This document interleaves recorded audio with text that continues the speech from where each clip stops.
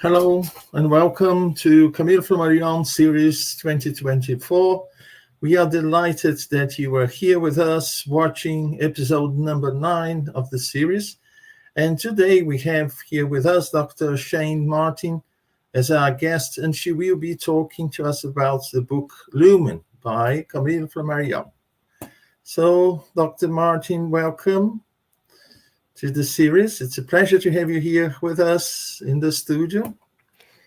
Thank you, Dr. Munir. What a blessing to be with you guys here at Cardiac Radio, at the bus, and the many other places that will watch us either live or on demand. Yeah, indeed. So I'll briefly introduce Dr. Martin to those who don't know her. So Dr. Martin, she is a healthcare outcomes researcher. She's got a PhD and a master's degree in neuroscience. She conducts clinical research as a surgical service at a large hospital in Richmond, Virginia. She contributes to many translations of Spiritist books into English, and she is a cardiac radio host to the Spiritist magazine Courage book study, and the founder president of the Spiritist Society of Richmond in Richmond, Virginia, United States. So, Dr. Martin, the studio is all yours. I'll be backstage, so just call me if you need anything. Sounds good. Thank you, Dr. Munir. Okay, have a nice presentation. Thank you. We want, dear friends, to welcome you to the book Lumen. First, we want to thank you for being here, interested in this, one of the pioneers of the Spiritist movement, the book Lumen. And of course, I want to thank Elsa for putting us all together once a month to study, and so we can get to know more of the history of our own Spiritist movement. The book Lumen, of course, was written by Camille Flammarion. I want to emphasize that we all should watch the 3-part or maybe a 4-part series by Charles Kemp on the biography of Camille Flammarion, because we need to understand what is and what is not in the context of each and every author that we talk about in their respective works of literature, works of whatever type of art that we can talk about. So I have this copy of the book Lumen that you also can have, that is, I believe, from Duke Library, where I chose this one versus there's a free version of the book as well. We can link in the descriptions or in the comments. The book Lumen was first published as part of a different set of collections in 1782. I chose this version, and I believe it became its own set-aside book in 1886, 1887. I chose this version because the same way when we want to understand where an author is and what the book is about, we want to understand the structure of the books that we're listening to. This first part of the book, and as I'm going to show you, it's all translator's note. So of course this is the more modern English translation of the book that puts Camille Flammarion into context in the comparison between him, his works, and the works of other authors that were also writing about science fiction. So spoiler alert, the book Lumen is considered to be the first work of scientific science fiction novel to describe alien life throughout the universe. And the back of the book, which is very helpful to me, has notes. So it puts the comments and the descriptions of the different worlds and the different concepts of Camille Flammarion into context as well. So it's a all-in-one resource for us to understand. And of course, we want to encourage all of us to read the books. Maybe if you like science fiction, this can be a book that you can share with your friends and family, and even in your Spiritist group as well. So the book structure, just as we study in other parts in the books of Gabriel Delan and Leon Denis, we want to understand how the book is structured so that we can take the most out of the teachings of the author. This book is structured in 5 conversations: first, second, third, fourth, and fifth conversations. And each conversation deals with a different topic. So he titled his first conversation, Resurrection, of the Past. The second, The Reversal of Time. The third, Homo Homunculus. Fourth, Previous Lives. And fifth, Imagination is Bold, Nature is Bolder. So I will be bringing to you selected readings from each of the chapters so we can immerse ourselves in the stories of the book. The book has 2 main characters: Lumen, which is the narrator of the experiences that he's gonna explain to Corinne's, which in my book doesn't show up as Corinne's, but in other versions it does. It just shows up as the character asking the questions. And they are 2 characters who knew each other in this life, and Lumen discarnates and comes back in a series of 5 conversations throughout around 2 years of time. That is the time that passes in the book. So Corinne is asking questions, Lumen is answering the questions. First analogy from this structure to what we see in the spiritual literature in general. Of course, Camille was writing under the inspiration and guidance of his superior spirits. He was also known to be a medium. So, of course, what he's describing to us is not only a science fiction idea, but also perhaps real experiences that he has had, that he was able to learn from the spirits. In the same manner that the books of Allan Kardec, in the 5th conversation, he mentions his meetings with Kardec, having known of Kardec and explaining to Kardec how his teachings were, how his descriptions of the many lives and different planets and life forms in the universe is coherent with the theory of the polarity of existences and the multitude of inhabited worlds. So I'm going to go back and we're going to go somewhat in detail to each one of the conversations. Now, I have no problem saying to you that I do not mean to be reading and discussing a whole book that could be its own book club in the 40 minutes, the 45 minutes that we have together. I want to inspire you to go read the books. We are so bombarded with so many information today, but we need to go back to the source and understand where we were. And for those who love physics, who know way more physics than I care to admit, because I'm a biology, I'm a medical person, but there's a lot of information here based on the physics of the time. Remember, this book is from late 1800. So since then, many more discoveries and beautiful things have been brought to us by physics, and we continue to experience those discoveries, especially as we talk about going out into the universe and exploring different planets, so on and so forth. So shall we dive into each and every conversation? I'm always going to bring us to compare and contrast with our teachings of the Spiritist doctrine, because I want to think about how this book can inspire us to transcend the knowledge that we have, especially if you're not a Spiritist. If you're only concerned with the physical body, the audience is not of an audience of a Spiritist, is the audience of everyone who was in France and in Europe reading books at the time and thinking about the multitude of life forms and lives all throughout the universe. So in the first conversation, Lumen and Corinne are having a conversation that he titles Resurrection of the Past. It's the longest conversation on the book, where Lumen is describing his experiences after the death of his physical body. After the disintegration of his physical body, where we call death colloquially here on the earth. So he's talking about traveling outside of his body, seeing his body, understanding that he is outside of the body, that this current life on the earth is ended, and he's going to travel in space and time. He describes to Corinne's Lumen that he is actually talking and speaking from a capella. Remember, capella is I believe it's a 4-sun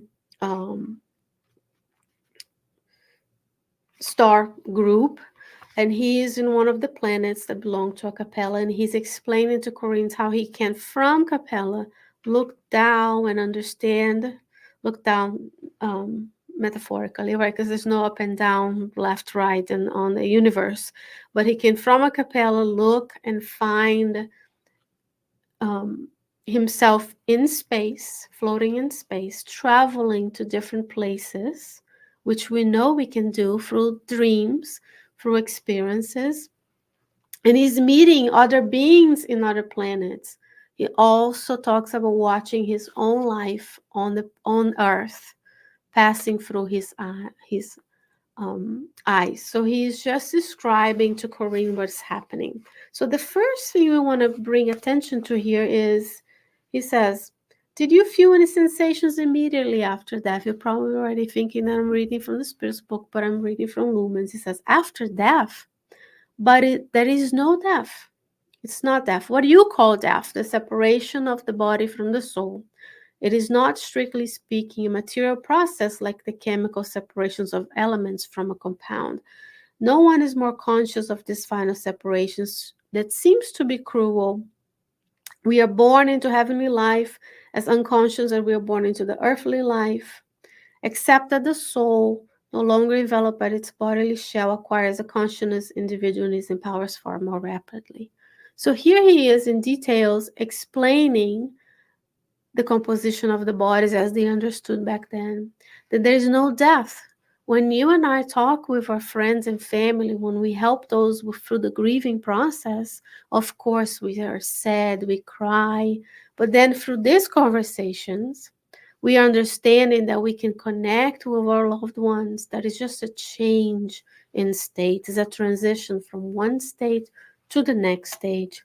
And he will talk about the body is this association of molecules, molecules being associations of atoms, and how we renew our body incessantly throughout our lifetime. So if we think about it, now speaking as a biologist, the body that you had when you were born is not the body we have today, and it's not the body we're going to have for decades. We're constantly renewing ourselves. So within the first page, I'm only on the first page, we have many concepts we can take. Of course, we can read this strictly as a science fiction novel for those who don't believe in immortality of the soul, life in other planets, who are still believing only in the physical. But then we can think about if Koreans can talk to Lumens, they were friends in this earthly life, then so can we.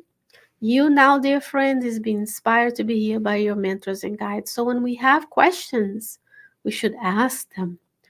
Even if it's inquiring about the universe, when a scientist, like Dr. Munir, is in a lab doing his experiments, he is thinking about problems, and his mentors can come here and help, and they do, whether we are conscious or unconscious. So I can do that in my work.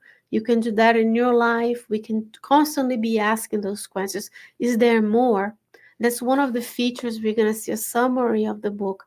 It is inspiring people to think about us.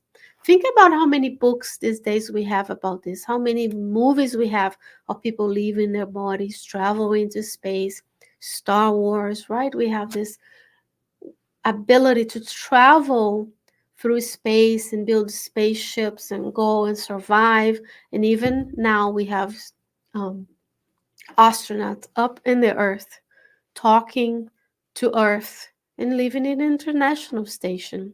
We're sending probes to different planets, yet with the mindset that we're going to find life forms just as the Earth.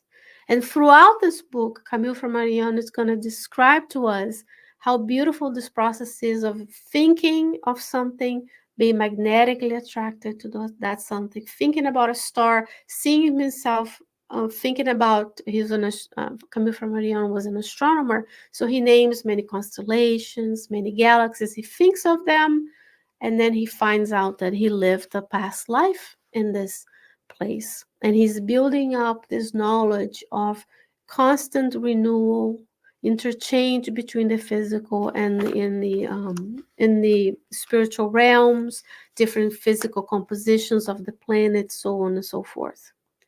And he's going to talk about in a different part, which I found very interesting for us to review, talking about the human being having these three elements that follow it throughout the universe. This concept of the presence of humanity everywhere. In the books of Kardec, in the books of André Luiz and Emmanuel, we see Emmanuel on the way to the light describes the history of the earth and the beings that came from a capella, the same place as Lumen is currently located, speaking to Corines. Interestingly enough, they only speak throughout the night. The moment the sunshine arrives on earth for the incarnate being, he has to live and then he comes back another time. Just as today, many mediums have this interaction between the two realms. He talks about three elements of the human being reproduced in the universe at large: the atoms that comprise the material world, the physical forces that regulate the world, continually transforming it, God, the eternal and infinite spirit, intellectual organizer of the mathematical laws, the physical laws that we obey, this unknown being that reside in whom reside the supreme principles of truth, beauty, and goodness.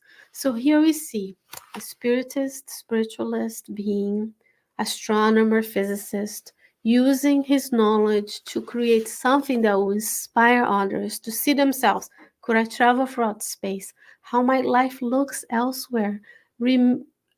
Planting the seed as Jesus did, right? We plant the seed of immortality, of more than the soul, so we can continue. And then on our second conversation, Lumens will describe reversal of time. She will experience watching whole Earth's history backwards, meaning he's doing somewhat of a life review. In the first conversation, he saw his own life. He describes seeing himself as a younger person, younger and younger, seeing himself as a child. Here, he's going to describe throughout the conversation how he sees, he thinks of something, he's attracted to a thought, to a place on the earth, and then he goes and witnesses the aspect and the events of that place. So he's in France. His last life of Lumen was in France. So he experiences Napoleon and the wars, and he goes back to describing history of France. And then he goes to Rome. He talks about Nero and the fire that we can all read about in the book Paul and Stephen. Then he goes back to Jerusalem.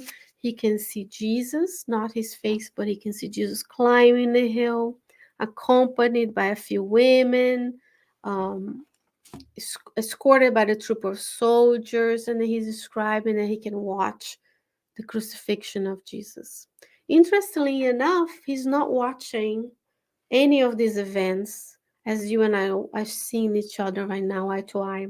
His perspective is at a bird's eye view. So when Corines asks of him, how does Jesus look like? How do your parents, grandparents look like? He can't describe it because he says, I can only see the event from think about a drone these days, right? We can send a drone and we can see what is happening between time. So he describes the earthly he describes the perspective from above. Isaiah, he talks about seeing Isaiah prophesizing the building of the pyramids, the beings on the Stone Age, all the way to when the earth didn't have humans or primates, when the earth didn't have animals, when the earth only had the plant kingdom and the bacteria, and all the way until earth disappears. So it's a true reversal of time. And here he's talking about there might be other planets all throughout the universe that look similarly to the earth that we can imagine. He also talks about how we can't think of this, but just based on sheer numbers, we can imagine that we are not alone. We are very arrogant when it comes to science, physical science, when we see very famous scientists who are spreading scientific knowledge, which is a great thing because we want to have people interested in science, in robotics, and technology, and AI, in medical fields, so we can progress as humanity. But we also want to understand when we go through this travel in time, watching the Earth backwards to the beginning. There is actually a Hollywood movie that talks about Brad Pitt character aging backwards, right, or becoming younger. So to see how something that someone writes in 1800s, late 1800s, with his knowledge of physics of the time, with his background in astrology, today we have the seeds of it with better, more interesting 3D, 4D ways of watching right from the comfort of our own homes. So we want to acknowledge and thank Camille Flammarion for bringing us these aspects of making us think differently. Maybe in this lifetime, someone doesn't believe in reincarnation. They're still children of God. Jesus is still taking, but they read something like this. They watch Doctor Who. They watch the movies, which there's a lot of things physically wrong with, many depictions of life on the universe, but from the Earth's point of view, from our point of view of logic. And then it plants the seeds to allow us to see different perspectives. How would my body look like? And then thinking about watching the whole history of Earth, I'm going to ask you, as you read through this book, wouldn't you want to go back to experience the Master? If you could watch him teaching the apostles, teaching the disciples, if you're like physics, biology, math, science, you like building of the pyramids. We all argue how it was done. He was able to watch it backwards. Interestingly enough, it describes some of the wars where, the people are the bodies are on the ground, unfortunately deceased, right? Because they were attacking one another and killing each other. And then they can see that body revived and walk backwards and mount the horse and go back to the beginning where there was a time of peace where the wars weren't there. So it makes us imagine ourselves in different situations. And every time you read a book, says the only in the book Afterlife, chapter 49, every time you read a book, you connect directly with the spirit that wrote the book. So you can pray before you read Lumen and ask Camille Flammarion to send you his thoughts for wherever he is in the universe, to inspire you to better understand and better comprehend what the vastness and infiniteness of the universe and its multitude of forms. The third conversation is named Homo homunculus, which is a very similar name that we give to this brain structure that describes which parts of your brain control different parts of your physical body in your motor cortex, meaning, there's a region in my brain that roughly describes my hand. And then if that region is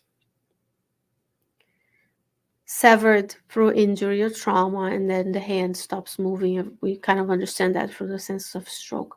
In this third conversation, the main topics are human senses, comparison between Earth and other planets, and the human body composition and capacity depending on the planet we live in. Beautifully enough, he will talk about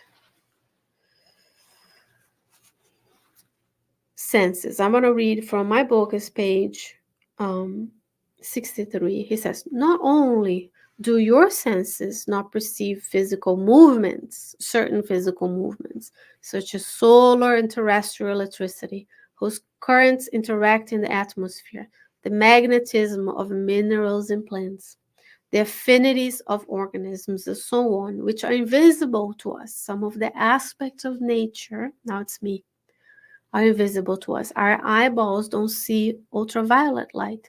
But in the next chapter, he's going to describe a planet where humans can see UV light. And they don't have eyes, they see with the eyes of their different senses. But then you can imagine some bees and insects see UV. So what they see of planet Earth is a completely different experience than what we see.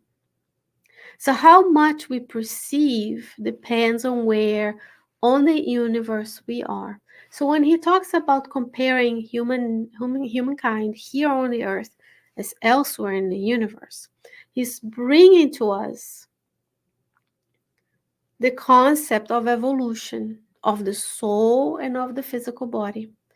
In the Spirit's book, question 100, all the way to 115, 116, if I'm not mistaken, Kardec brings to us through the superior spirits, right? The teachings of the superior spirits, this scale of evolution.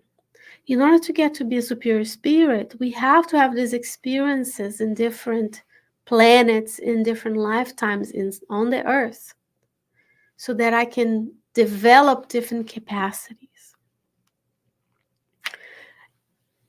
And he says, the truth is so profound that it might be well hypothesized that beings exist upon the earth essentially different from you, possessing neither eyes nor ears or any of your other senses, but endowed with other senses, incapable of perceiving that which you cannot perceive, and who are living in the world as just as yourself, know that each you cannot know and form an idea of nature completely at a variance over our own.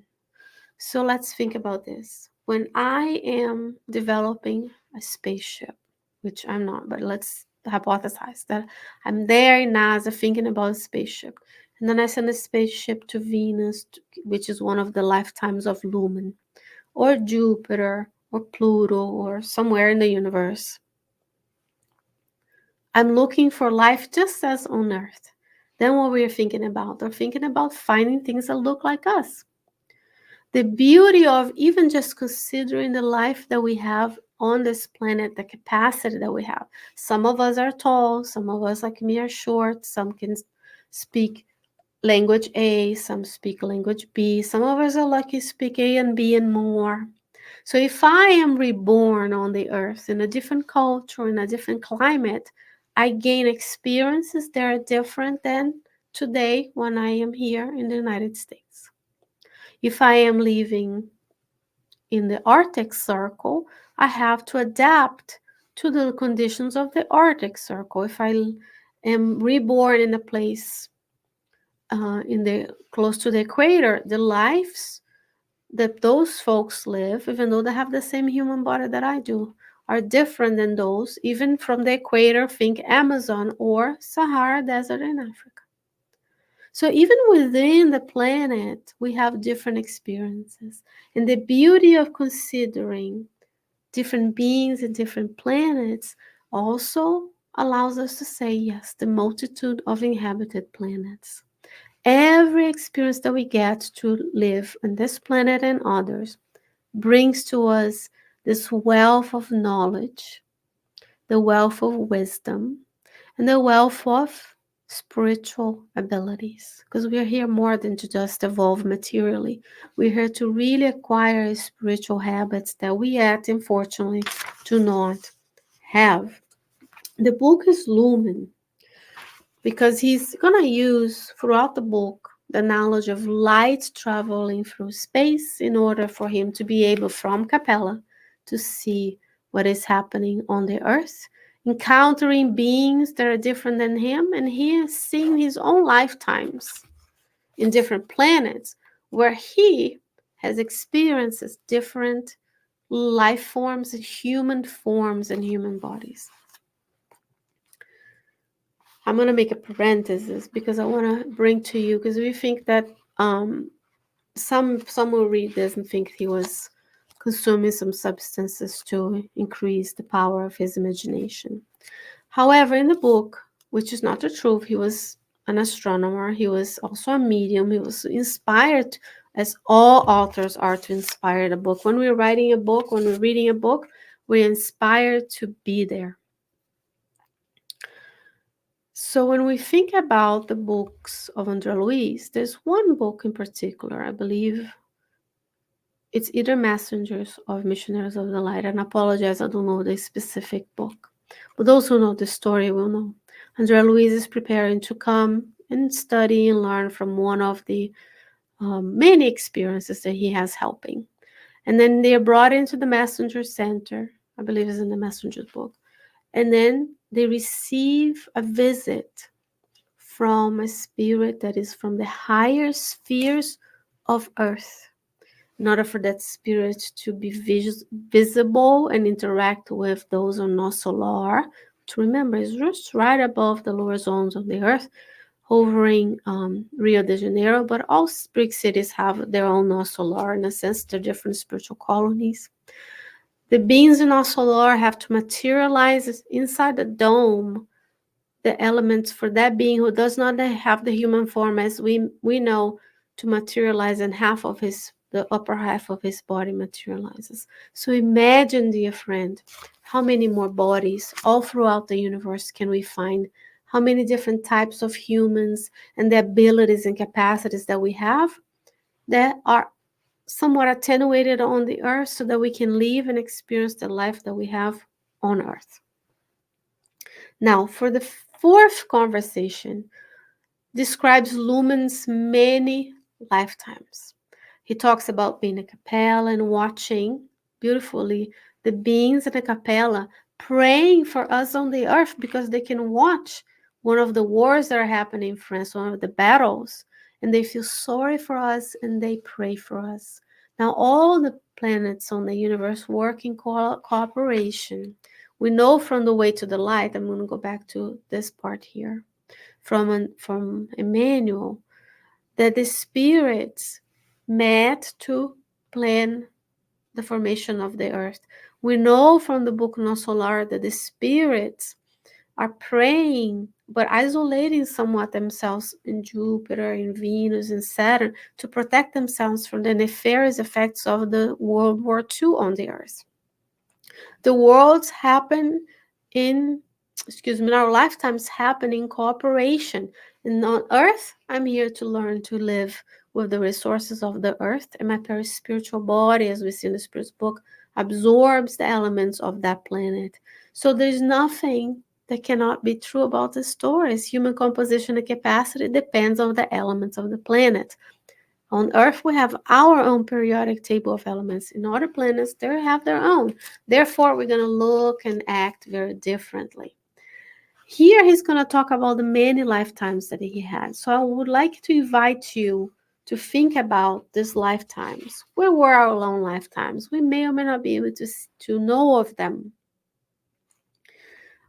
But he's going to talk about his lifetimes. So he's going to talk about incarnating on Gemini Virginis in 172 years ago. Then he had a life in Andromeda, which is a different galaxy from the Milky Way, right? The closest, if I'm not mistaken, galaxy from the Milky Way, our neighbor. And then he had a life in Venus, our own Venus, 900 years ago. In Cygnus, 1500 years ago. And Theta Orionis, 2500 years ago. The interesting one that I put a asterisk next to it, because I really want to encourage you to go and understand the different explanations, this expansion of our own imagination. What would not just the pointy head, big eye, or green beings that we put on movies, right? Remember, the aliens come, they always kind of look a certain way. If they're not ET and nice, they're coming on a ship, they're coming to attack us. They look a certain way. They're definitely way more and more technologically advanced than we are because they came to us. We didn't go to them, right? But then in Cygnus, he talks about a humankind, which is very interesting to think of it because we know we don't regress, but a humankind that is stationary. So he says in this planet, they're calm, serene. There's no war. There's only one language. There's only one culture. On Earth, we have the diversity and beauty of different cultures. So the same way, different bodies, short, tall, different colors, different compositions. Some are what we call fully able, some come with certain disabilities, and we're all interacting and learning of this beautiful, even nature is very different. Some other planets, they're more uniform. We know from the Spiritist magazines that Jupiter is one of the most advanced on the Earth, and there's no wars. Life lasts for 300, 400 years because the spirits on those planets, reincarnation needs are different from ours.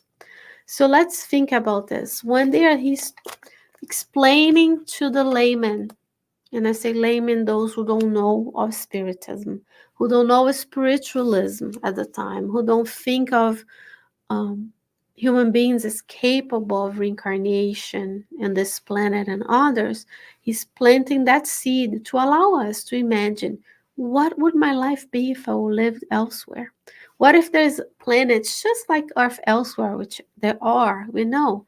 Where are we going to go if we don't evolve on the Earth through the planetary transition? We're going to be invited to go to a different planet of trials and expiations elsewhere, so we don't hinder the evolution of the planet here. So, the most beautiful thing to listen to his descriptions of having these beings who don't move, other beings that see, they have eyes that are different. They don't see what we see, they don't see the light spectrum that you and I see with our cones and rods in our retina, but they perceive UV light, they might perceive infrared, and the galaxies and the planets would look very different. The composition, if you could put a, actually, you can actually see this. If you go to the NASA website and you look for the Hubble, now for the James Webb Telescope, the Chandra Telescope, and many others that I won't be able to mention here, they have many descriptions where the artists, they take the same image of one galaxy or of a body of a star elsewhere in the universe with the different telescopes, and they superimpose it, and you would see the nothing that we imagine with the infrared, the X-ray, the visual light. When they show us different things, so it's much beautiful to understand and imagine ourselves as traveling through space to experience it, right? And if you do travel through space, please come back, write a beautiful science fiction novel, and spread the good news that life is more than the physical. And the last but not least is the fifth conversation. Imagination is bold, nature is bolder. In this conversation, he's going to go explain to Corinne's Lumen, we explain to Corinne's how the universe is infinite. This is a more modern concept, right? In the beginning, we thought that all we saw in the world, Earth was the center. So here's a picture of the James Webb Telescope from NASA for you to understand that's a little piece of the Earth sky where James Webb is looking, and see how many galaxies you see here. All of these have many suns, many stars, many humanities, many different kingdoms of plants, animals, and minerals that we don't imagine. They're out there in the universe, oblivious probably to our existence, the same way we think they're not there. All of these, if we could blow up, would be billions and billions of stars, just like our Milky Way. And in the same perspective, we never saw our Milky Way, right? There's no probe outside the Milky Way taking pictures of ourselves. What we know is the spiral galaxies around us. So look at this beautiful image here. The universe is infinite and is expanding. God is constantly creating. So he's going to talk here about the moral and intellectual diversity of humankind. Not only physical, as we see each other as physically different, but morally and intellectually diverse. So what I know complements what you know.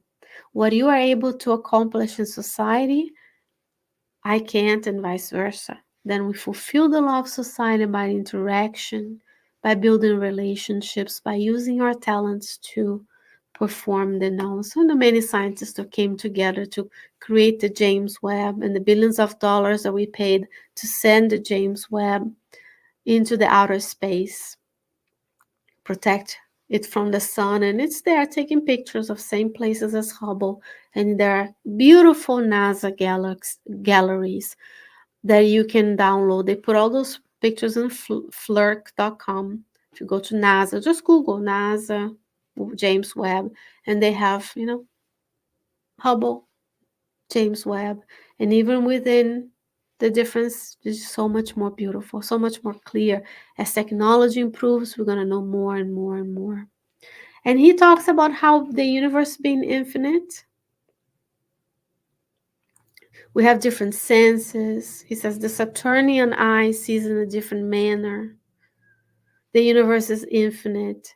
Our terrestrial existence, this is on page 113 for me, is only one phase of the infinite. In an inexhaustible diversity, enriches the marvelous field of the eternal sower. So here he is bringing to a science fiction audience, because usually we're more rational, the knowledge of an eternal sower. It is also in the conversation where he mentions Allan Kardec, meeting of Allan Kardec, and how he was allowed to bring these concepts to us. So sowing the seeds to allow each other to see more, to compare, to look around us and see one another as complementary, not combative, not one against the other. So if you think about, he says, it's very interesting. Well, I recently visited a world belonging to one of the most luminous regions of the Milky Way, where a completely different moral order exists, where the constitution of the government is such that only those distinguished for their virtues are placed at the head of the state. So, in the most luminous places, only the good reigns in the organizations of the planet. Same in Nosolar, just one colony of the Earth. I bring Nosolar because it's the one that people most know. But at the head of the galaxy, there is a superior spirit and others working, right? Remember in the Bible, it's a group of Elohim, group of gods, of spirits who create the earth. At the head of our earth is Jesus, superior spirit. In order to get to his level, we have to have all these experiences. And God is so good. This eternal sower is so beautiful that gives to us many places, infinite number of places. Oh, look at all this, look at this picture. All of these galaxies could be harboring, and it could be our harboring planets that could harbor the life that I need in my step in my evolutionary process. So God is so gracious that not only we have Camille Flammarion bringing these teachings to us in the lanes of traveling the world, but also allowing us to consider other points of view that could be other than our own experience. In summary, friends, we are in 2024. This book was first published separately in 1886, 1887. How many of us could use considering other people's point of view? We're still learning. We need workers like this that brings the Spiritist doctrine into a book, the concept that opens people's eyes to what is different. We have to stop thinking we are the center of the universe, that it's only about us, my way, so on and so forth. The awareness of more than this physical realm, what is available. Remember, Lumen is dead, talking to someone alive on the earth, where in Spiritism we call them the incarnate being, talking a spirit, talking to a soul, which is an incarnate being. That already by itself is a conversation that we can have that allows people to think, well, if they're talking, could I talk to a dead person? You know, and then God brings us these teachings one by one and incorporate the scientific knowledge at the time and concepts from astronomy into his narrative. So it's bringing people to be interested in the topic, to go study, get their studies, be professors like Dr. Menin, teach this back to the people so that we can open our minds to the constant goodness of God that grants us books like this, but not only that, that grants us the ability to be here today together, to just have a little glimpse of this beautiful narrative of Lumen by Camille Flammarion. So I'm going to invite Dr. Monique to join us so we can have a brief discussion and conversation about the book. Yes. So Brilliant. Very nice indeed. I was really amazed because how inspired Camille Flammarion was to put himself into the story in different, planets, and the perception he would have from these different planets, and weaving his story, as complex as this one. And also, it reminded me when I was younger, when I first read the book Urania, and I have good news because next month we'll have a friend I will announce later talking about this book, brilliant book. So he was really inspired. Sometimes I get confused if he was detached from the body, if he was inspired by spirits, if that all that came from his mind, his perceptions, and all everything is just a result of the combination of all these elements.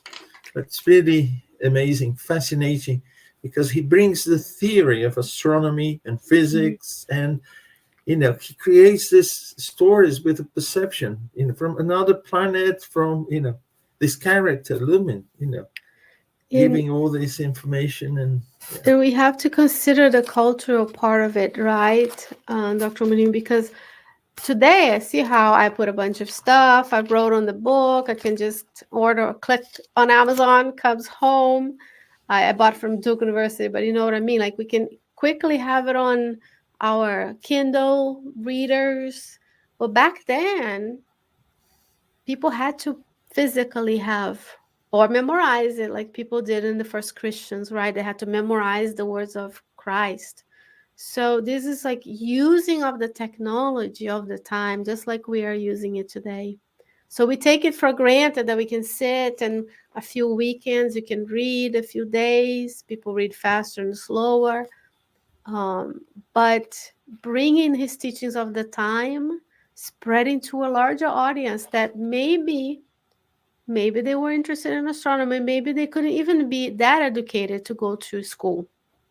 And today we have so much time, so many things fighting for our attention that we have to be very careful to pick wisely and to pick something like Lumen, Urania, and all the other folks. Even if nothing, you go watch the series on Buzz Ian Kardec radio websites so that you can at least have a little idea of how this all weaves in together, because he didn't know of Kardec. And yes, there is um in the beginning of this book, this person is not a spiritist, of course, who translated, is a scholar. So he's talking about how Camille was studying the mediums. He was a medium, but there was questions. So there's all this balance that you and I have in our professionals' lives, and all spiritists have.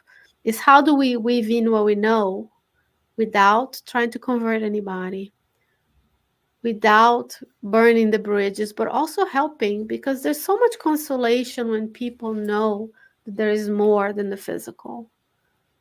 And when you don't know, you see, I have a colleague that is lost two loved ones, very close loved ones, within a matter of 2 years. And you can see sometimes the despair in their eyes, because like, I never see you again. No, like we have to kind of weave in the teach. Have you ever considered, have you watched this movie? Sometimes we say we have to bring in, unfortunately, the spiritist literature in terms of visual, because people like movies and stuff is not as profound in the US as we say Hollywood, Doctor Who, and Interstellar. Yes, there's errors in physics there, but at least brings people minds and say, have you thought about this? And then we can slowly spread consolation. And that's how Camille was spreading the teachings of astronomy, right? He was very young when he became inspired to study this. And he had a lot of difficulties, like all of the Leon Denis, Kardec, Gabriel Delan. We have difficulties. Divaldo has difficulties. So when we are crossing a barrier, creating a trail, it's harder. But he persevered, he continued. He had a lot of difficulties continuing his studies. Nowadays people can get student loans, right? So it's just so beautiful. And I wish, I truly hope people will go read we maybe we can put the link to the PDF on the description, so maybe people are will add it to the comments. Then people can see for themselves and Yeah, imagine. there we Yeah, are. that imagine what it could be if they transported themselves to, I don't know, let's go next door, let's go to Venus. Yeah, this is the link from the Internet Archive, and thanks to the Duke University, it's Yeah. available there for those who want to read it, for free. It's it's, um, it's really nice, and it is amazing because we hardly know things about the material life in our planet. And what the spirits are bringing to us is just the surface of the surface, the outermost layer, which is very thin in terms of knowledge. And there's so much more to learn. And when we, get to learn and to observe and to put in practice in our lives, there's all these information and teachings that we receive. There's different perspectives. I would say, exercise of the mind, to go to another planet, to imagine the universe. If we could see what, the spirits come and tell us about the spirit world and so on. Something that amazes me every time, I hear someone mentioning that spirits are everywhere in the universe, everywhere, not only in planets. They prefer to be gathered around, uh, um, a solid, a sphere as a planet, but they are everywhere in the universe. So we are not confined to the surface of the planet. We are confined in physical terms because of our physical body, which is, actually, it has been elaborated from the material that exists in the physical earth. But, around the earth and everywhere in this universe, we find human beings. And they are not aliens as such. They may be different in a physical body in another planet, but they are us. We can perhaps next incarnation or in the future go and inhabit one of those bodies in one of those planets. Who knows? Yeah, in the books that we see, right, we think about how many things we are focusing on, our attention, things that are fun, funny, not so good, and then we need to focus on learning, because we're not going to take our physical possessions with us. We're going to take the knowledge and the spiritual abilities and the moral qualities. Even in the book, Planetary Transition from Tivaldo, Manuel Filomeno de Miranda brings to us that spirits from the Pleiades are coming. I believe it's from the Pleiades, are coming down, right? They, during the tsunami, they came and later they reincarnated. So yeah, there's a transmigration, just as Emmanuel told us in The Way to the Light. And different audience need different things. So there's so many things consuming our brain power and our attention for the physical. So there's the forces of darkness trying to keep us down. Buy, consume. And then the good spirits come and bring us, but they're more of a whisper than a scream, right? So we have to be very mindful of, especially you teaching in university, how hard it is to grab the attention of the newer audience, because there's something funnier out there. There's something, Yeah. that we need to bring this beautiful idea of just sitting down and look at the sky at night, go to the backyard and imagine, just like the ancients, right? When they wrote the Bible and they're like, well, God created this and this is they just thought of it, things rotating around us. But we can say, next time you see a star or planet, sometimes we can see Jupiter, sometimes we can see Venus and Mars in our own sky, at least here in the northern hemisphere. Then, if the conditions are right, then we can imagine what would it be to live there, because one day we may be given the opportunity, but we have to evolve and learn on Earth first. And it Yeah. starts with knowledge. It has to start somewhere. But yeah, I really appreciate the opportunity of being here, Elsa, you coordinating, all the folks who are coming to bring the teachings, right? We can read ourselves, but then we have to listen to other people's interpretations of the same book. And that's why we say buy it, download, to a book club. Instead of watching, YouTube or TikTok, Saturday afternoon, morning, come grab a cup of coffee with the Spiritist Center, do a reading, because we tend to focus, at least here, we tend to focus on the main works, right? Kardec, Emmanuel, André Luiz. Yeah. But there are other things like the book Afterlife and the books of Gabriel Delan. There's so much that we still need to know to truly understand how much work, because what we're doing is very small compared to the sacrifices of the pioneers. Yeah, and how important it is. I mean, the work of Kardec becomes even more important when we read these books by Gabriel Delan, Camille, Flammarion, Léon Denis. Then we see that, in Kardec we find the basis, we find the pillars, and then we can better understand all these books. And this one in particular, we can understand what he's talking about in greater detail because, Kardec gives us the support to do that. Otherwise, it would just sound like science fiction or hallucinations. Hallucination, yes. and for those, we were chatting before for the little, we were chatting before coming live that, for those who know a lot about history of science and the physics, you're going to read here and you're going to understand that much more came after this book. So many more discoveries that we build upon to have even the technology that we have today, right? Someone had to go out there and be inspired. And sometimes we have ideas, we don't know where they come from. We can understand that there's spirits everywhere in all dimensions. And we tend to say up and down, left and right, but there's not such a thing now. Earth is just a little spinning planet under sun. And he does talk about it in his book beautifully, given this perspective of how the sun, the positions of the bodies, celestial bodies on the earth, look different than if we were seeing from a capella, because you're going to have a different viewpoint, and just that alone would do a lot of good on the earth today, seeing someone else's point of view. So I hope the friends that are watching us live on demand will write comments, questions. They will read the book and encourage others to read it as well. Yeah, certainly. Thank you so much. We're running out of time, but before we go, we'll make some announcements here.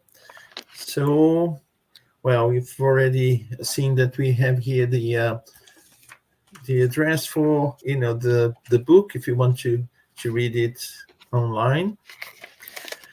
I also want to announce that next month, on the 6th of October, we have here with us Dr. Dan Assisi, and he will be talking about another wonderful book, Urania. And this book is fascinating, very, very inspiring. So you're all invited to join us the 6th of October, 7 p.m. British Summer Time. So it's going to be another wonderful live. I want to announce also that we hold a online study group, every Wednesday, 12 noon. That is London, UK time. So we study the book Heaven and Hell by Allan Kardec, and also the Gospel according to Spiritism. So you're most welcome to join us. We use Zoom, and you have the username and password to join us, or just contact us if you wish. We also have a group studying the Medium's book, and that is on Saturdays, 10:30 a.m. London time, and it's coordinated by Guilherme Dias, Charles Kempf, and myself. You are also most welcome to join us in this study. And the Spiritist Society of London, they hold on Thursdays a study online, 7 p.m. London time again, and through Zoom. So the ID for the meeting is there, and also the passcodes. So if you're interested, please join us. We'd be delighted to see you there.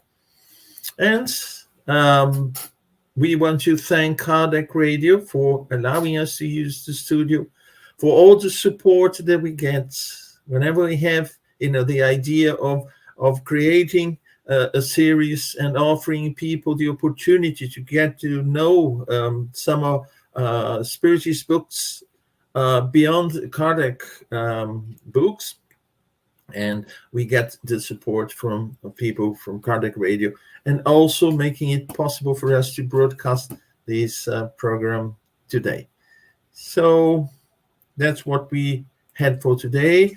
Dr. Martin, your final words before we go? Thank you so much, everybody. Go get the Lumen, the PDF or the Duke one.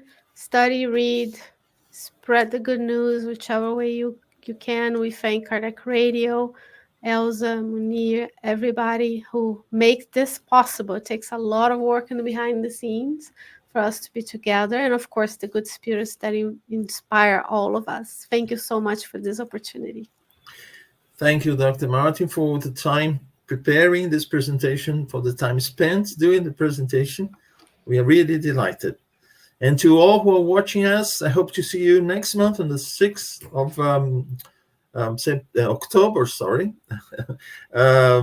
for another episode of the series, next time with Dr. Dana Sisi about the book Urania. So for now, bye-bye. See you soon.